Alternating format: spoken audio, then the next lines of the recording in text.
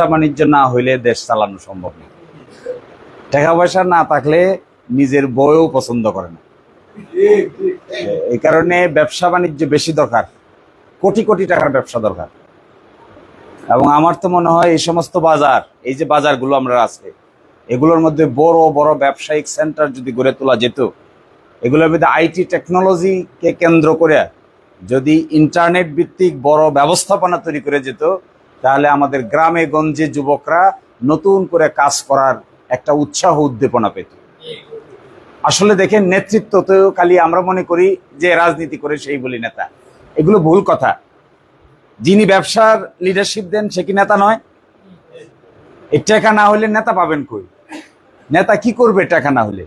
বাংলাদেশের মতো এরকম একটা দেশে ব্যবসা বাণিজ্য যদি বড় করে গড়ে না উঠে, টাকা পয়সার লেনদেন যদি বড় করে গড়ে না উঠে, তাহলে আপনি রাস্তা বানাবেন কি দিয়ে, উন্নয়ন করবেন কি দিয়ে, আর নতুন প্রজন্মের মানুষকে শিক্ষা দিবেন কি দিয়ে? কিছুই সম্ভব না। কিন্তু এই জন্য ব্যবসা বাণিজ্য, বাংলাদেশ কিন্তু একটা বুমিং এমন একটা 18 কোটি মানুষ আমরা, এই 18 কোটি মানুষের মধ্যে পৃথিবীর বিভিন্ন রাষ্ট্রের সঙ্গে একটা বিরাট রিলেশনশিপ গড়ে উঠতেছে। ফ্রি হয়ে যাচ্ছে মার্কেট, বাজার ফ্রি হয়ে যাচ্ছে, একের সাথে অন্য কম্পিটিশন শুরু হয়েছে। বাংলাদেশে বিনিয়োগ করতে চায় চাইনিজরা, বাংলাদেশে বিনিয়োগ করতে চায় আবার আমেরিকানরা, বাংলাদেশে বিনিয়োগ করতে চায় রাশিয়ানরা, বাংলাদেশে বিনিয়োগ করতে চায় বড় বড় শক্তি যাদের আছে তারা। কিন্তু বাকিটা নির্ভর করবে আমরা কাকে কিভাবে গেম খেলতে পারছি, কার সঙ্গে কিভাবে এইটা শেয়ার করতে পারছি। এগুলো বোঝার জন্য কিন্তু অনেক ব্রেইনের দরকার, অনেক মাথার দরকার। আমরা এখানে চেষ্টা করি 2 লাখ, 10 লাখ, 20 লাখ, 2 কোটি, 5 কোটি টাকার, কিন্তু বাংলাদেশে বিনিয়োগের পরিকল্পনা করা হচ্ছে হাজার, শত কোটি, বিলিয়ন ডলার। এটা বাস্তবে চিন্তা করতে পারবেন না, এটা বাংলায় কাকে বলে আমরা কেউ চিন্তা করতে পারবো না। এটা ব্যাংক, বিমা সব ভরে ফেললেও ওই টাকা কোলাবে না। এক একটা রাস্তা, এক একটা বাণিজ্যিক প্রকল্প, যেমন ধরেন মেট্রো রেল হয়েছে ঢাকায়, মেট্রো রেল যদি চট্টগ্রাম, মেট্রো রেল ঢাকা থেকে যদি চট্টগ্রাম, মেট্রো রেল যদি ঢাকা থেকে সিলেট, সিলেট থেকে সুনামগঞ্জ, এইবার দেখেন কয়েক লক্ষ হাজার কোটি টাকার প্রয়োজন হবে। এটার জন্য এগুলো বুঝতে হবে, এগুলো অনেক বড় ব্যাপার। রাষ্ট্রকে নতুন করে সাজাইতে গেলে ছোটখাটো চিন্তা দেয়া তো আর রাষ্ট্র সাজানো যাবে না। ছোটখাটো চিন্তা দিয়ে কি করা যাবে? একটা মসজিদ, একটা মাদ্রাসা, একটা এতিমখানা, এগুলো করা যায়। কিন্তু যদি আপনি মনে করেন আকিল শাহ বাজারের চেহারা পরিবর্তন করতে চান, আমরা সবাই মিলে চাই, এখানে চাই একটা ব্যবসার কেন্দ্রবিন্দু গড়ে উঠুক, পুরা এই অঞ্চলে একটা শক্তিশালী ব্যবসার কেন্দ্রবিন্দু গড়ে উঠুক, তাহলে কি বড় ব্যবসায়ী ছাড়া কি এটা করা সম্ভব হবে? না, বড় ব্যবসায়ী দরকার হবে। বড় ব্যবসা বলতে আমি 2-1 কোটি টাকার ব্যবসা বোঝাচ্ছি না, আমি বড় ব্যবসা বলতে বোঝাচ্ছি গ্রামের বাড়িতে বসে 50 কোটি, 100 কোটি টাকার ব্যবসা করে এইরকম নেতৃত্ব গড়ে তুলতে হবে। এই নেতা রাজনীতি করা জরুরি না, এই নেতার মানুষকে আর্থিকভাবে সচ্ছল করার জন্য কর্মসংস্থান গড়ে তুলতে হবে। আমি মাঝে মাঝে ঢাকার গাজীপুর আর বিভিন্ন জায়গায় গিয়ে দেখি, আমাকে খুব কষ্ট দেয়। আমাদের এলাকার মানুষ গার্মেন্টসে কাজ করে এবং পুরা দিরাইশাল্লায় মিলে আমি প্রাথমিক হিসাবে আমি দেখেছি প্রায় 20,000 পরিবার আছে। এই 20,000 পরিবার গাজীপুর, তারপরে একটা জায়গার নাম আছে সাইনবোর্ড, একটা জায়গার নাম আছে নারায়ণগঞ্জের ভুলতা, আর একটা জায়গা আছে মিরপুর, আর একটা জায়গা আছে লালবাগ। এই সমস্ত জায়গায় আমাদের ছেলেরা, মেয়েরা ওইখানে গিয়া গার্মেন্টস শ্রমিক হিসেবে কাজ করতেছে। আপনাদের পরিচিত লোকেরা আছে না? আচ্ছা বলেন, এই গার্মেন্টস আকিল শাহ বাজারে হইলে অসুবিধা কি?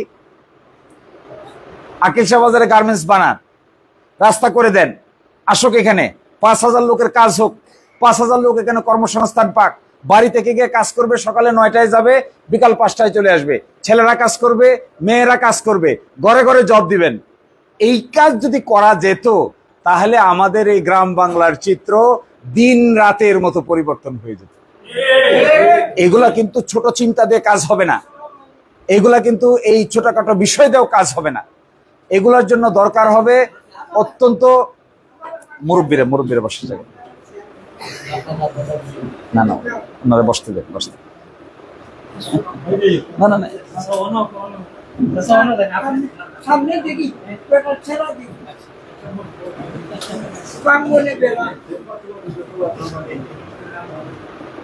তো আমি আপনাদেরকে এই কথা বলতে আসছি, আমাদের বড় চিন্তা করার লোক দরকার হবে, হার্টটা বড় করতে হবে। হার্ট বড় না হলে তো আপনি লোক জায়গা দিতে পারবেন না। তাহলে নিজের নিয়েই থাকতে হবে, নিজের পরিবার, ভাই ব্রাদার, টাকা পয়সা যে কটা আসবে এইটা নিয়ে খাইয়ে দেয় তাজা হইতে হবে। কিন্তু হার্ট বড় হইলে এই দুই থানায় মিলে প্রায় 5 লাখ লোক আছে, 5 লক্ষ লোক। কেউ যদি উদার দৃষ্টিতে থাকায়, মনটা বড় করে, হৃদয়টাকে বড় করে, দলীয় ভেদাভেদের বাইরে চলে যায়, দলীয় খুসাখুসি এবং দলীয় প্রতিশোধ প্রবণতার বাইরে যদি কেউ চলে যেতে পারে, আমার ধারণা এই 5 লক্ষ লোকের জীবন মানের পরিবর্তন করে দেওয়া সম্ভব। কিন্তু যদি আমরা দলীয় টানাটানি করি চিংড়ি মাছের মতো, একজন আগে আরেকজনের পিছনে ধরে টান, তো ওইটাও যাইতে পারে না, এইটাও যাইতে পারে না, অবশেষে দুইটাই পানিতে পড়ে। এই ধরনের রাজনৈতিক কর্মকাণ্ডের বিভাজন মানুষের জীবনযাত্রাকে কঠিন করে তোলে। আমি আপনাদেরকে এই কথা বলছি, কঠিন করে তোলে। রাজনৈতিক এই পরিবর্ধন থাকবে, মানুষের মধ্যে পার্থক্য থাকবে, মতবিরোধ থাকবে, কিন্তু আমাদের লোকেরা ভালো করুক, তারা চাকরি পাক, তারা উপরে যাক, তাদের জীবনযাত্রার মান বাড়ুক, এখানে ডাক্তার আসুক, এখানে ফেসিলিটি বাড়ুক, এখানে রাস্তাঘাট হোক, মসজিদ হোক, মাদ্রাসা হোক, সবাই কাজ পাক। এই ব্যাপারে তো কারো মধ্যে কোনো দ্বিমত থাকার কথা না।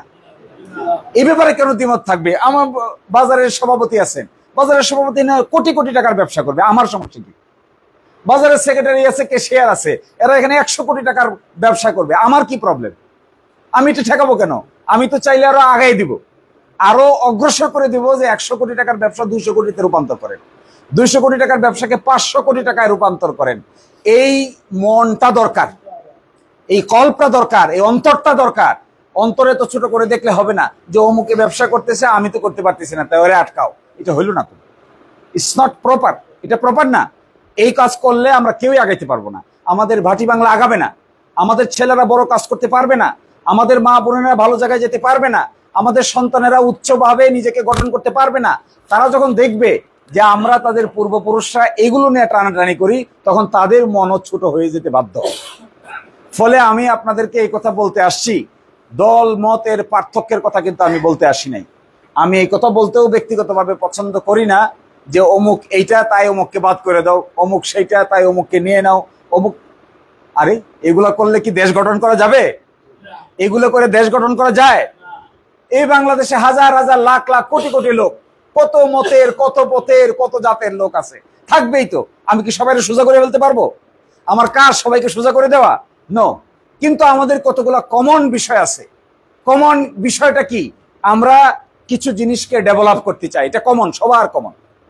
আমরা শিক্ষা স্বাস্থ্যের আমূল পরিবর্তন করে দিতে চাই, এটা আমাদের সবার দরকার।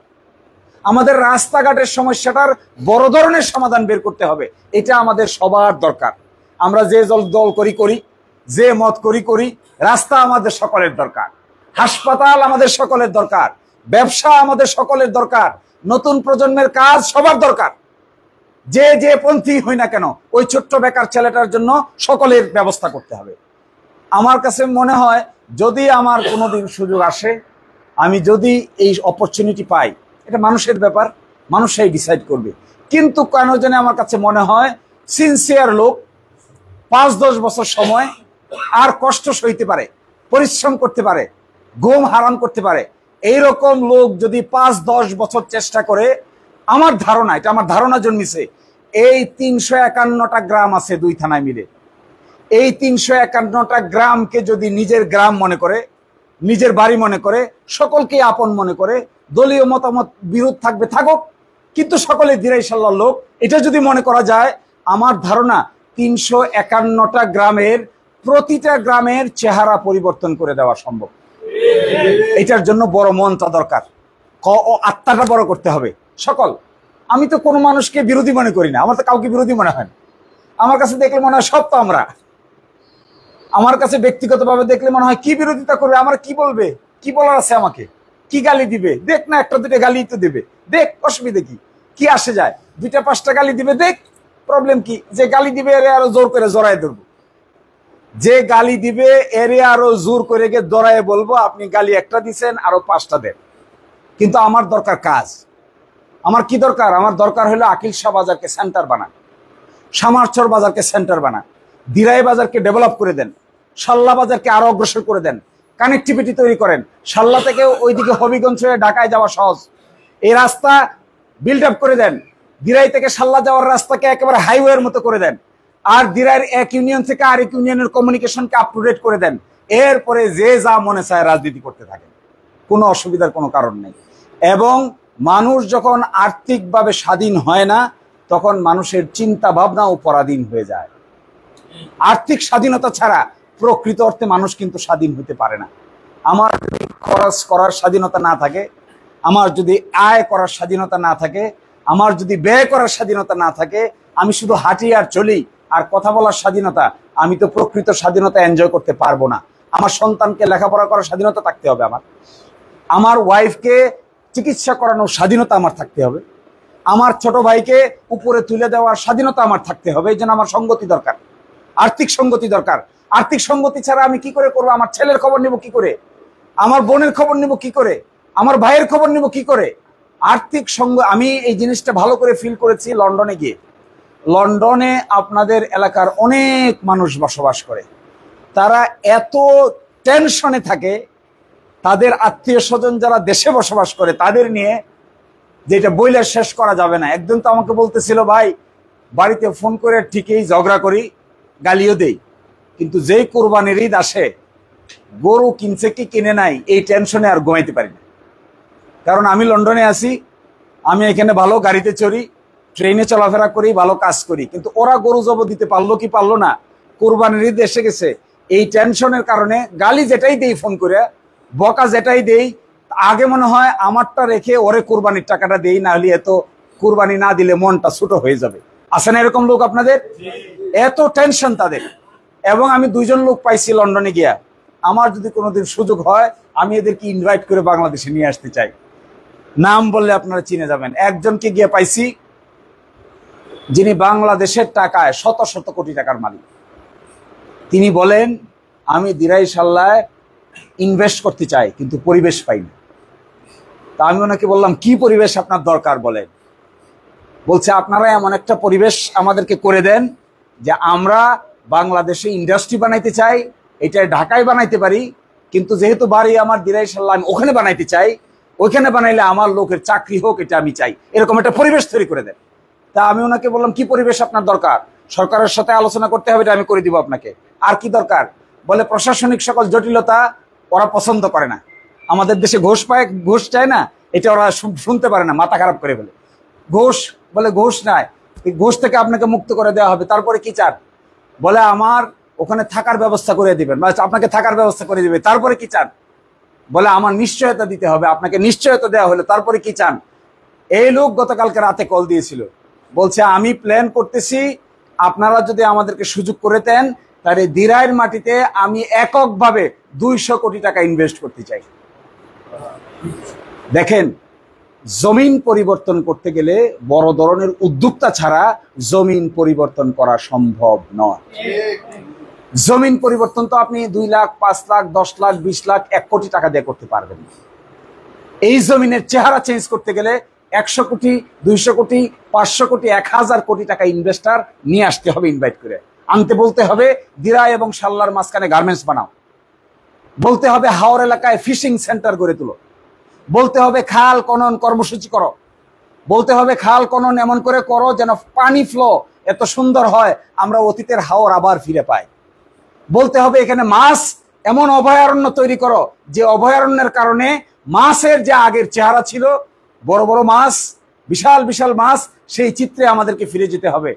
এছাড়া শুধুমাত্র আমরা 2, 5, 10, 20, 50 কোটি টাকা খরচ করে আমাদের ভবিষ্যৎ প্রজন্মের ভবিষ্যৎ গড়তে পারবো না। আপনারা কিন্তু, আমি জানি না আপনারা আমার কথাটা কিভাবে নিচ্ছেন, কিন্তু আমি মনে করি না এই সমস্ত ব্যাপারে কোনো দলীয় পার্থক্য থাকা উচিত। যদি কারো পক্ষে, আমি কেন, আরেকজনের পক্ষে যদি এটা করা সম্ভব হয় তিনি করুক, তাকে আমরা সাহায্য করি। কিন্তু আমার দরকার কাজ, আমার দরকার মানুষের জীবনযাত্রার মান। আমার দরকার এটা নাই যে অমুক পক্ষে তমুক বিপক্ষে এই মারামারি করা, এটা তো আমাদের কাজ না, এটা আমাদের দরকার নাই। এবং আমি খুবই দুঃখ পাই একটা কথা দেখে, খুব আমার দুঃখ লাগে যখন আমরা উদার মন নিয়ে নিজের মানুষদেরকে অ্যাকসেপ্ট করতে পারি না, এটা দেখলে আমার খুবই খারাপ লাগে। আমার তো মনে হয় এরকম পরিবেশ হওয়া উচিত, এটা আমার ইচ্ছা। ইলেকশন যদি কোনোদিন আসে, ইলেকশন সংগঠিত হয়, তাহলে দিরাইশাল্লার মাটিতে একটা নতুন পরিবেশ তৈরি করা যায়। এই প্রস্তাবটা আমি দিয়ে যাচ্ছি, এটা আমার সম্ভব হলে আমি করব। একটু রাখি। এই নতুন পরিবেশটা কি? এই নতুন পরিবেশটা হলো, ধরেন ইলেকশনের শিডিউল ডিক্লেয়ার হলো, প্রার্থী ঠিক হবে, পক্ষে বিপক্ষে প্রার্থী হবে, জনগণের কাছে আসবে, জনগণ ঠিক করবে কোনটা অ্যাকসেপ্ট করবে কোনটা রিজেক্ট করবে।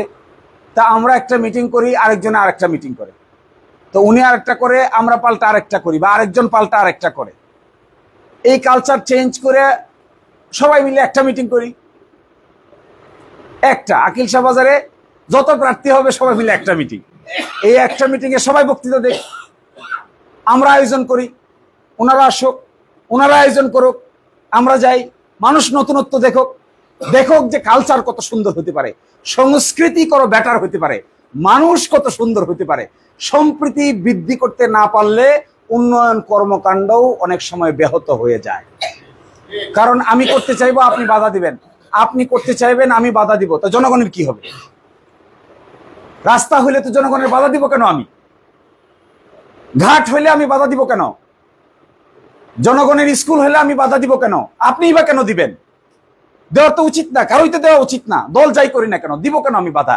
বরংস পারলে আমি একতলা স্কুলকে 2 তলা বানিয়ে দিব, 3 তলা স্কুলকে 5 তলা বানিয়ে দিব।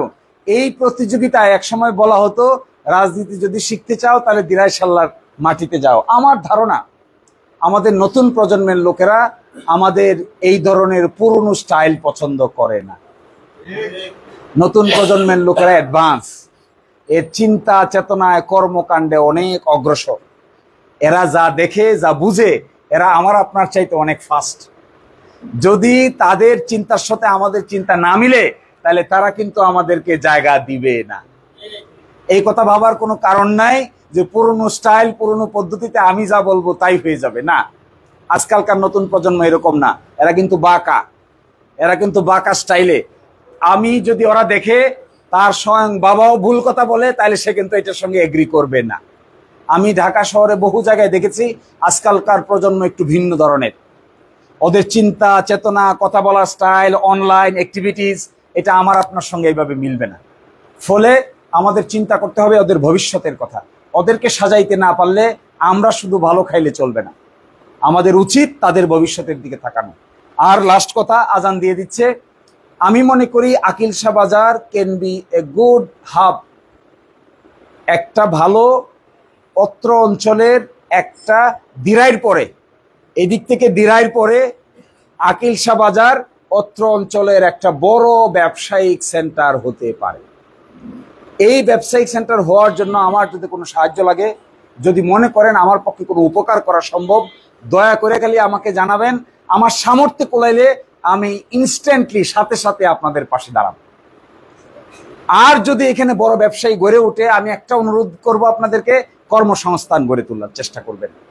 বেকার যুবকদেরকে ডেকে তাদেরকে কাজ দেওয়ার চেষ্টা করবেন, তাদেরকে আইটি কেন্দ্রিক উদ্যোগ নেন, ভালো ব্যবস্থাপনা গড়ে তোলেন, তাদেরকে কর্মে যুক্ত করেন।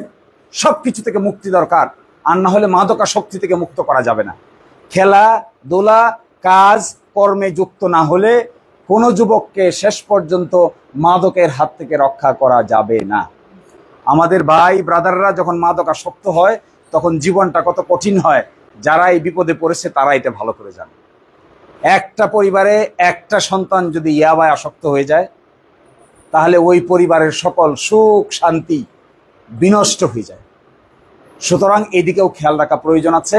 আমার কাছে মনে হয় যে আমাদের নতুন প্রজন্মের লোকেরা লেখাপড়া করুক, শিক্ষা দীক্ষায় অগ্রসর হোক, তারা ট্রেনিং নেক, তারা উন্নত চাকরি করুক, আমাদের সেন্টারগুলো বড় বড় মার্কেটে পরিণত হোক। আমার যদি সুযোগ হয় ইনশাল্লাহ আমি এটা চেষ্টা করব। আমি এসপি সাহেবকে বলেছি, ওই দিন আইজিপি সাহেবের সঙ্গে আমার একটা অন্য মক্কেল মিটিং হয়েছিল, যে এই দিরাইশাল্লার যে কটা বাজার আছে, দিরাই একটা বড় বাজার, শাল্লা বাজারটা এত বড় না, সামারচর একটা বড় বাজার, ওইদিকে আছে রফিনগরে একটা বড় বাজার, ওইদিকে আছে ভাটিপাড়ার বাজার এত বড় না, কিন্তু মোটামুটি একটা বাজার। ওই পাশ দিয়ে অগ্রসর হলে নিজগাঁও একটা বাজার আছে, রাহুতলা একটা বাজার আছে। আর আপনাদের এই পূর্বাঞ্চলে আসলে আকিলশা বাজার আছে, বোয়ালিয়া বাজার আছে, আর ওইদিকে গেলে হুসেনপুর বাজার আছে, আর মাঝখানে আছে টানাখালী বাজার, আর ওইদিকে আছে কর্ণগাঁও বাজার, মিলন বাজার। মিলন বাজার, এই বাজারগুলোকে যদি আমরা প্রপারলি সুন্দর সিস্টেমে গড়ে তুলতে পারি, এগুলোকে যদি কেন্দ্র করে ব্যবসায়িক সেন্টার গড়ে উঠে এবং এগুলোকে সিসিটিভি ক্যামেরার আওতাধীন করা যায়, করে নিরাপত্তা নিশ্চিত করা যায় জেলায় বসে থেকে।